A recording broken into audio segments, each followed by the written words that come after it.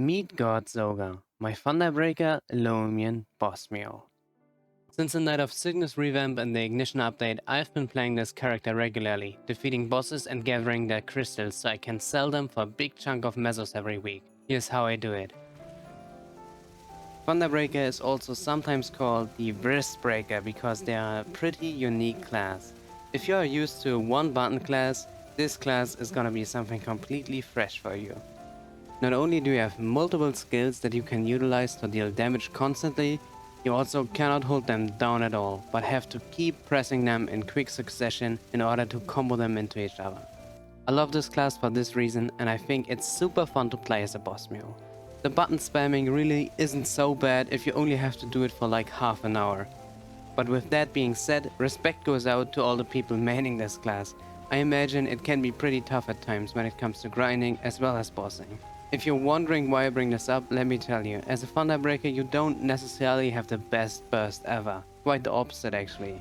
You have one class burst buff to activate and the rest is either the common pirate skill overdrive or your angelic bustling skill. So while something like this might make the class hard to get through something like Lucid Phase 3, as a Lomien boss mule it's really nice and first and foremost, really fun. So here's an awesome example of what Thunderbreakers can do with their kit. So you see, there's a singular platform spawning and I get onto it, and since I'm like kinda bored and Lotus, right, I just start flying around. Like, how awesome is that? Dude, can we get the instant replay on that? Chef's kiss, to be honest. God gameplay right here, I have to say. I feel like Thunderbreaker is that type of class where it's actually worth it to watch good bossing videos because there's so much room for skill expression on this class and it's just so much fun that, you know, honestly, you gotta try. I'm selling you on Thunderbreaker here right now. So let's focus on Lotus here for a second. As you can tell by the footage, Thunderbreakers have a somewhat short cooldown iframe. That's a big whale coming up from the bottom of the screen from time to time. I love this skill as it has the proper iframe vibes to it, if you get what I'm saying. I don't know how to really describe it, to be honest, but it feels super satisfying to use as an iframe. Other than that, you have two main bossing skills that you can constantly weave into each other. Once you activate a certain buff, the vortex attack that you can see me use from time to time becomes spammable, and you sub one of your main skills out for the vortex. Besides that, you can also see me weave in a shark skill into my main combo that has a pretty big range, but I have found that it doesn't really significantly improve the damage output. That can also be a good thing though, since you can somewhat freely decide which skills to use. At least, you know, that's my experience, and I'm not 100% sure if the other Thunderbreaker mains would agree here. When it comes to my gear, I'm not 100% done yet gearing this character, as I intend to clear bosses up to Hard Lotus in the future. I don't yet have a full Golok set, but I'm steadily working towards it. When it comes to my WSE, I have 2.5 lines on my weapon, and 2 useful lines on my secondary and emblem each. Together with 2 boss familiars and my big legion, this gives me enough ID to comfortably clear my weekly bosses with. Alright, so it's time to address one of the downsides of Thunderbreaker as a bossing mule, and you're already kind of seeing it on the screen right now. Lomien Phase 2 is so annoying on this character, simply for the fact that you don't deal a lot of burst damage, and that's... it really doesn't feel great. And that problem continues into Princess Snow, where the pink whale really walls you. I mean, really walls you.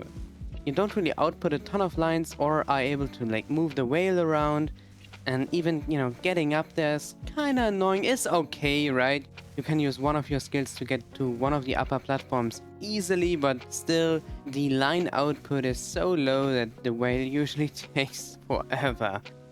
But besides that, of course, the rest of the bosses are no problem at all. Princess Snow herself, you know, she can be annoying sometimes, but still we don't face any difficulties here, and you Thunderbreakers shouldn't either. You can just position yourself on the left platform and attack her, and if you get bound, you can just click on the portal and leave the fight and re-enter. It's super simple. Next up is the Golok's fight. I think Thunderbreakers have a decent shot at taking on Phase 1, since, you know, they are no cooldown dash that you can weave into your other skills is already enough to get you out of the breath, so you shouldn't really be dying in phase 1 ever, but phase 2 can be somewhat tricky.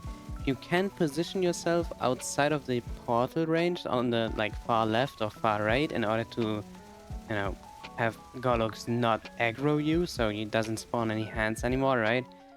But at that point, only your anchor or hammer is able to hit the head and not the small shark skill, which is somewhat annoying. So I usually just end up winging it, to be honest. But yeah, it works. So after all of this, I end up selling all the junk that we gathered and get 1.4 billion mesos for my troubles. Very nice.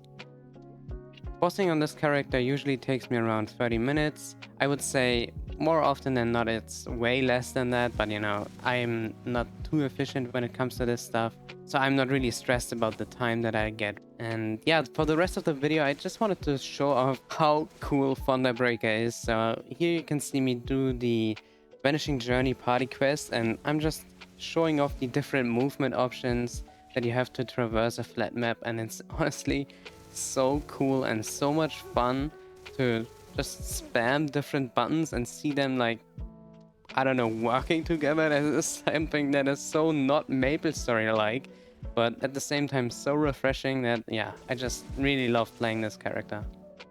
Then the next clip is from Choo Choo, where you can see me flying around a little bit, right? You have one skill that deals a little bit of damage, but also moves you upwards a little bit, so you can combo that and any other skill to just fly a little bit. And that's just super fun. Wherever I go, I usually end up flying everywhere. Maybe flying is a strong word when you have classes like Ho Young in the game, right? But at the same time, it's just awesome. And lastly, if you're a regular viewer of this channel, you will know that this video was a little out of the ordinary, right? I'm actually on vacation right now, celebrating my honeymoon with my beautiful wife, traveling across Asia and celebrating our marriage. So, just in case you're a new viewer and this is the first video you've watched on this channel, I usually upload a progression log of my main character, a Nightwalker that I've burnt in Ignition.